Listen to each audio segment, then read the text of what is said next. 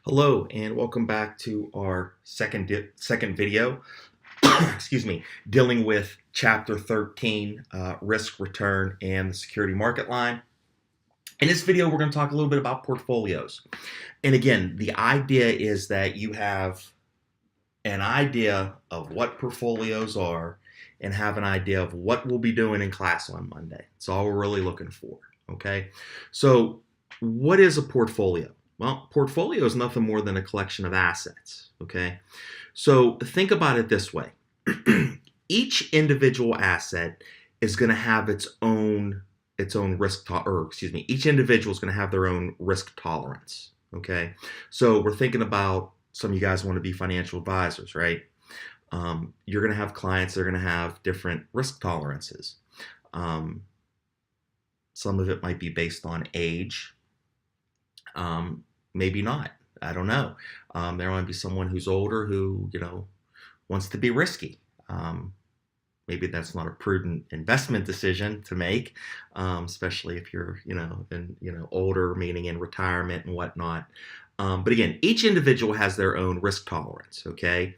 Again, there might be people out there who are more inclined to accept more risk or to take on more risk. And again, they may not require that same level of compensation as others would. Okay. I'm pretty, for the most part, I like to play it pretty safe, right? So if I'm going to take a big risk, man, I better have a huge payout, right? Conversely, there might be other people out there who, they're willing to accept risk and they may not need the same level of compensation that I do or the same payout that I would require. Okay. So keep in mind that our risk preferences are going to change through time, right? Presumably, the younger you are, the more riskier you can be in investing, right? If you're young, you don't have any children, you don't have any spouses, or don't have a spouse, you're younger, you may be willing to take on more risk, right? But what if once you start a family, you have a spouse, you start having kids, maybe your risk tolerance goes down. Okay, so just keep that in mind.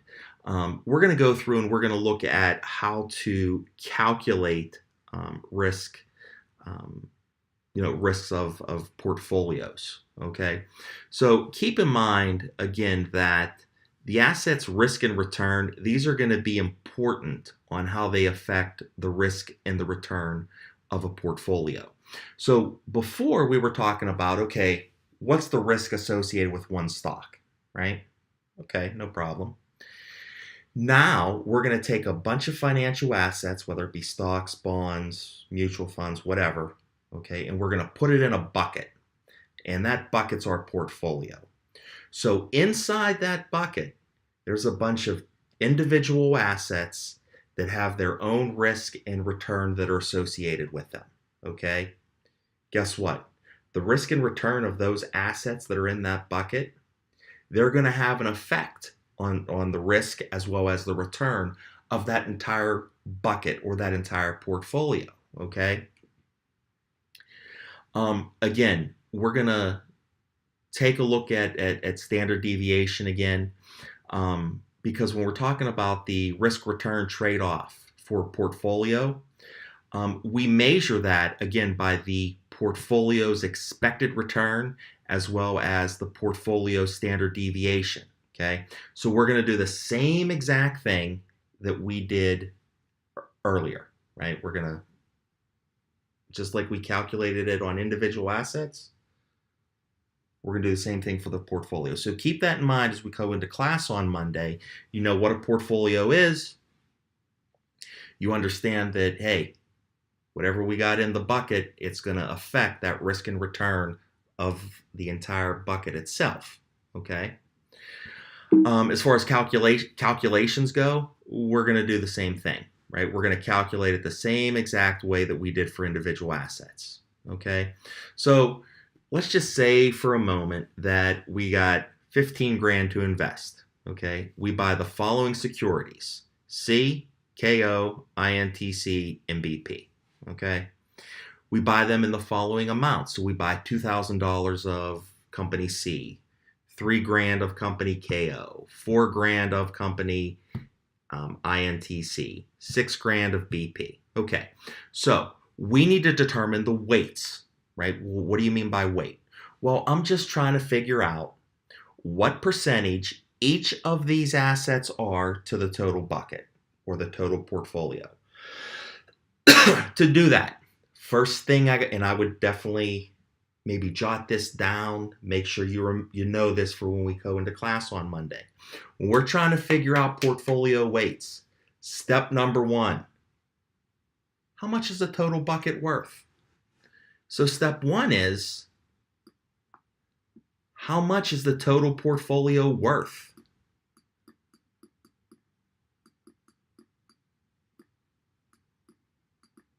Total portfolio worth. Okay, now this one's easy because they told us it's $15,000 and they broke it down as such. Okay, so we'll take $2,000 divided by $15,000. That gives us 0.133 or 13.3%. KO, right? We invested 3,000 of our 15,000. Well, 3 divided by 15 is 0.2 or 20%. 4,000 of our cash out of the total 15,000 was invested in INTC, right? 4 divided by 15, that gives us 0.267 or 26.7%. Okay, and we do the same thing for BP. We see that BP is actually 40%. Okay, so these are the weights, right? These are the weights of each security within the entire portfolio. That's step one. Okay, so step one, figure out what the weights are. Very easy to do. Okay, again, we'll work on this in class. Your takeaway right now is recognizing that, hey, if I'm going to calculate portfolio return, first thing I got to do is figure out what the weights are. Okay, now the expected return of a portfolio, right? Remember, we have to count the weighted average of the expected return. Okay, so how do we do that? Well, guess what? This is virtually the same equation that we used in video 1 for the assets, and I'm going to go back here just to remind you that it was this one, the expected return of the asset. I said, make sure you know this, right? Make sure you know it for class on Monday. Well, guess what? You got to know this one too for Monday. Okay, you got to know that one. So, oh, sorry. Oh, sorry, my mouse is a little touchy here. Okay, so you got to know this one. So I would expect that if my first question, if I gave a pop quiz and I said, hey, what's the equation for the portfolio expected returns? You know what that is, okay? So the expected return for the portfolio is the sum of the weighted average, or the weight, times the expected return times the return. Very easy, okay? So basically what we're doing is we're looking for the expected return by finding the portfolio the portfolio return, right, in each of the possible states that could exist, right? So we're taking what we did on a asset basis and we're applying it to the entire portfolio, okay? So make sure you know this one. Now, let's look at a quick example, right? We want to figure out the return for this portfolio that we have. Well, it's easy, right? It's very easy. What do we have here? We have the portfolio weights that we already calculated, okay? We have the expected returns here for the individual stocks. So these right here are all the expected returns that we expect to have, okay? All we got to do is multiply the weight, which we already calculated, times that expected return for C. We do the same thing for KO. Well, KO, it's weighted at 20%. The expected return of KO is 0.25 or 5.25%. We do the same thing for INTC. The weight is 0.267, right? The expected return, and that's that E open parentheses R, and actually we'd have a subscript here that was INTC, so we know exactly what it is. And then to that we would add, again, the same thing, the expected return for BP based on its weight, right? Well, within the portfolio, we have 40% of our portfolio is holding BP stock, right? Well, the expected return for BP is 18.24%. You multiply those out, you add them up, guess what? You got the expected portfolio return. Okay, so again, we'll work on this in class together, and we'll discuss it and look at what happens if numbers change. How does that change the portfolio and whatnot? Okay, but again, your takeaway right now: make sure you know the portfolio expected return, how it's calculated. The expected portfolio return is the sum of the weights times the expected return of each stock. Okay.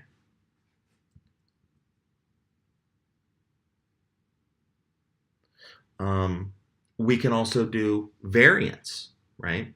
Variance is pretty simple because we already worked on variance, right? So think about it. If we want to compute the portfolio return for each state that we have, right? So we have the weight of 1 times the return of 1 plus the weight of 1 times the return of 1 and so forth, right? So what we're going to do is we're going to compute that expected portfolio return using that same formula that we did for the individual assets. So check this out.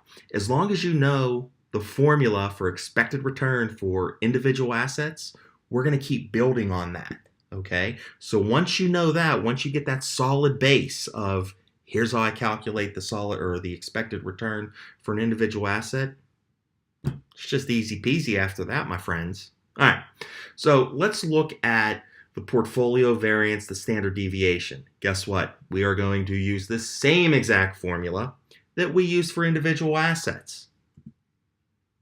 Okay, same exact formula. So what do we have here? Well, we have money that we invest, okay? Doesn't tell us how much money we have. That's okay. We don't need to know that right now. But they tell us that we invest half of our money in asset A. Well, if we invest half of our money in asset A, guess what? We got to invest the other half of our money in asset B, okay? So we need to figure out what are the expected returns and what's the standard deviation for each asset. Then we need to figure out what are the expected return and the standard deviation for the portfolio. Super easy to do, right? So we have 3 possible states of the economy: boom, normal, or recession. The probabilities of each of those events, for lack of a better term, or the probability of each of those state of the economy happening, they give us the probability. We break it down for us. They give us also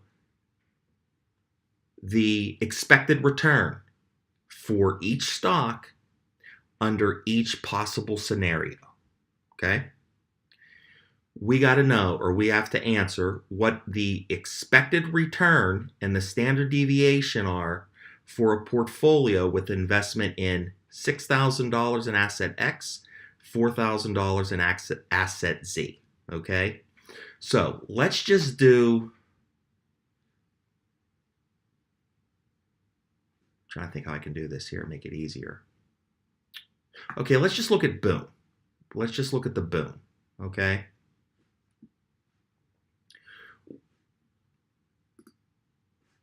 Okay, so right now we have 25 per, or point, oh, sorry.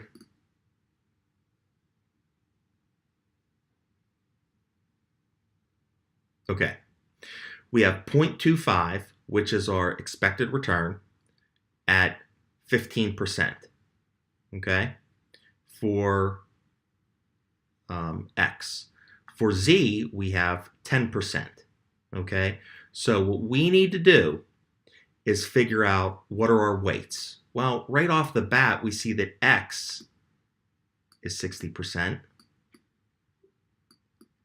and Z is 40%. Okay? So the first thing we need to do is figure out what is our expected return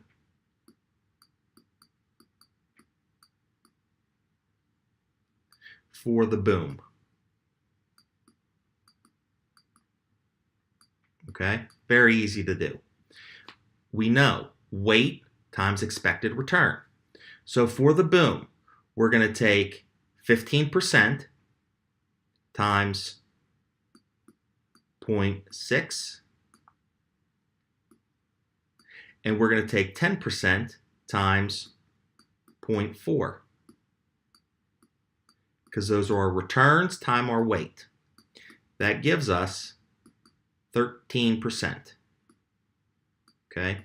And again, right now, I don't expect you to know how to do this when we go to class on Monday. I just expect it, or I anticipate that you'll know, hey, okay, I got to figure out portfolio variance, right? Well, I know the first thing I got to do is figure out the weights, already done for us. And then I got to figure out the average return under each of these scenarios. So I'd write that down, right? So if you came into class on Monday and I says, all right, in words, how do we calculate the portfolio variance? First thing you're going to tell me is, well, we got to figure out what the weights are, right? And then the next thing you're going to tell me is, oh, we got to calculate what the expected return is under each of these states, right? Under each of these state of the economies, okay? So for the normal, right? What's the expected return? Well, simple. The economy just goes like it's been going. We expect to have a return of 10% from X. Well, how much of X do we own? Well, we own 60% of it, or 0.6. What about from Z, right? Well, from Z, we own 40% of that, or 40% of our portfolio is made up of stock Z. So we have an expected return of 9.6. Okay? And then we do the same thing. Now, we need to figure out what is our expected return for the portfolio. That's simple. That's super simple, right? So what do we know? Well, we know the expected return for the portfolio is going to be our probability times the return. Okay, so we're going to take 25 times our 13%,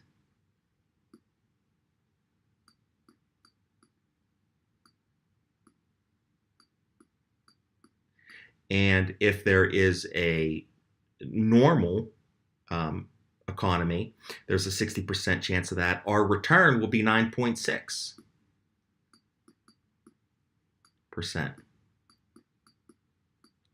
So we'll multiply that. Well, what if we have a recession? Well, if we have a recession, there's a 15% chance of that. But the portfolio return for that, which we didn't figure out, do that real quick. Let's see, 0.6 times 0.4 equals 0.04 times 0.0. Okay, so that equals 7%. All right, so that's the expected return if there is a recession.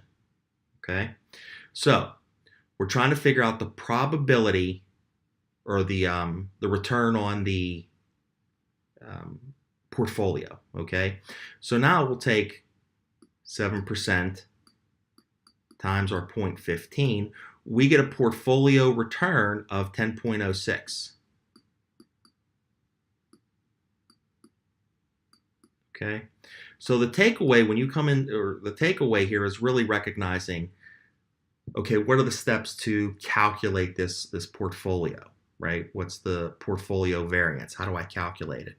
Well, first thing I got to calculate the average return, or the expected return rather, for each state. And then once I get those returns under each state, I can then take the probability times the expected average return, and I get 10.8. Okay, so that's my average. So from here, I can calculate variance, right? I can calculate variance very simple. How do I do that? Well, I have my expected returns. I have my average return. I just subtract them, or take the difference between the two, square them, and multiply by the probability. Okay? Again, we'll work on this in class. I know it's kind of messy. The takeaway here, again, is just being able to verbally explain, how do I calculate a portfolio variance? It's all we're looking for. Okay? And if you know to calculate the portfolio variance is by taking the probability times the expected return, adding them up, you're great. If you know, and you can recite, regurgitate, whatever, how do I calculate the variance? Well, that's easy. I take my expected return minus my average, 10.06, square them, multiply by the probability. You're good. You're golden. Okay? Now, expected versus unexpected returns. Well, guess what? That's going to happen, right?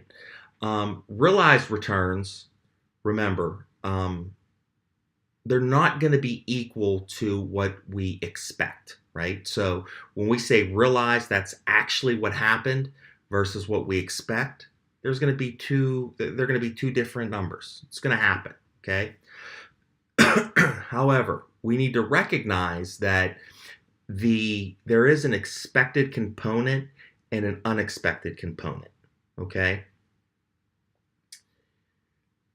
The unexpected component, well, it could be either good or it can be bad, meaning it could be positive or it could be negative, okay? Over time, the average of the unexpected component is going to be 0, okay? In your textbooks, they talk about what makes up an announcement, right? We have expected and we have unexpected. That's really what we're talking about here, right? Things are going to happen that we either expect to happen or we don't expect to happen. The takeaway is recognizing that unexpected component of the information that we have, it could be good or it could be bad, right? Let's say, for example, when Apple iPhones, when they came out with, oh man, what was it? The 9? They came out with the 9 and then they came out with like the 10, like a couple months later. And they expected sales to be great. Well, because they came out with virtually the same phone, just one model different, so close together, the sales for the 10, I believe, if I remember correctly, weren't as strong as they expected them to be. So that was an unexpected component, right? That's a negative effect. But what if somebody comes out with a product and they just miscalculate the market and there is so much demand for this product? I mean, it's like the greatest thing on earth. Well, that's the unexpected part of the return, and obviously it's going to be positive, okay? So let's look at announcements and news, right? Announcements, news, again, it's going to have both an expected component and what we call a surprise component, right? An unexpected component. I had no idea that was going to come out, right? Um, Again, the surprise component, it is going to have an effect on the stock price. And if it has an effect on the stock price, guess what? It's going to have an effect on the return. Okay. So if you ever watch the talking heads on the news, right? Um, CNBC or what's that guy's name? I can't remember. I don't know if he's still on. He was the Bull or Bear guy.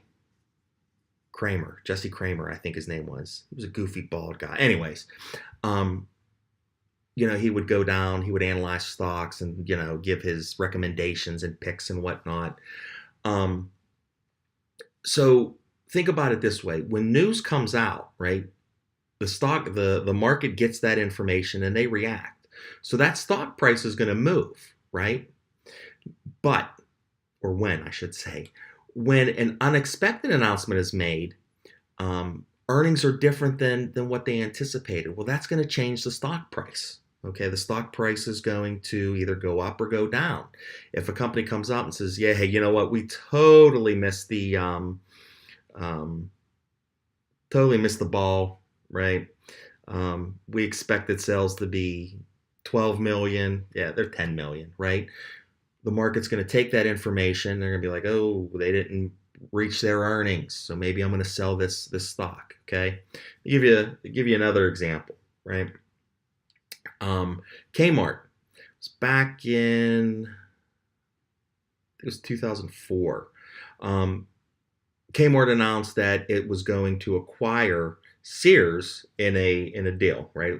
Basically, Kaufman's Kmart was going to get Sears for about $11 billion. Okay, Sears' stock price actually jumped. Okay, at the closing the closing price of that day for Sears stock was like $45. Okay, on November 16th, the closing stock price was $52.99 or $52.99. So that was almost an 8% increase. Okay, Kmart stock, it also jumped. Okay, it jumped from 101 on November 16th to a closing price of 109 on November 17th, right? So that had, basically a little more than a 7.5%.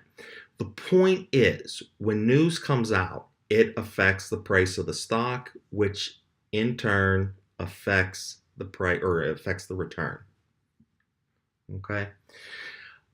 Efficient markets. We kind of were introduced to this in chapter 12. There were a number of study guide questions that had you explain the efficient market theory. Basically, in a nutshell, the efficient market markets theory basically says that, hey, markets are going to be efficient when investors are trading on the unexpected portion of the announcement. Meaning, our market is going to be efficient when investors have all the pertinent, relevant information. Okay, if we exclude that unexpected portion of an announcement, markets are going to be efficient. Okay, now, what if a surprise comes, right? Again, if the markets are efficient and a surprise comes, hopefully, it should be easier to trade on that surprise, right?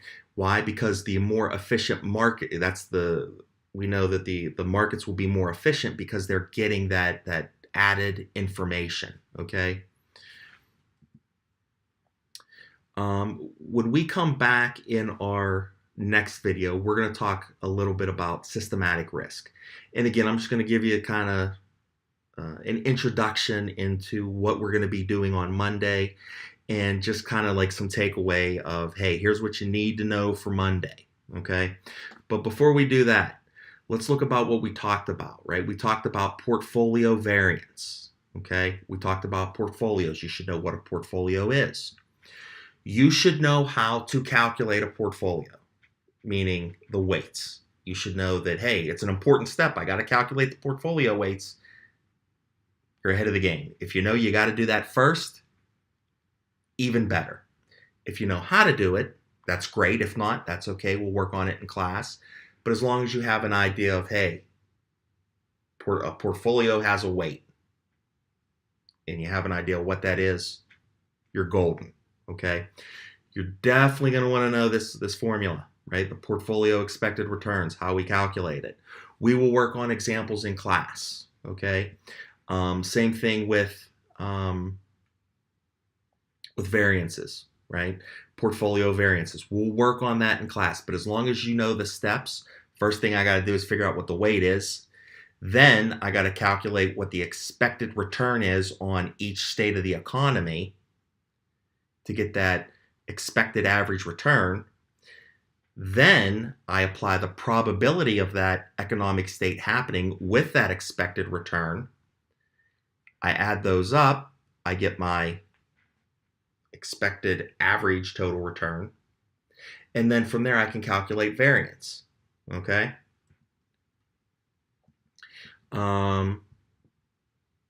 You should know how announcements and news impact stock prices, right? Because there's a couple questions about that in the study guide. Again, just knowing that the surprise component is going to affect the stock price, and that means that the return is also going to be affected. All right, so let's come back. When we come back, we'll talk about systematic risk, and we'll introduce the beta. So tune back in for that one.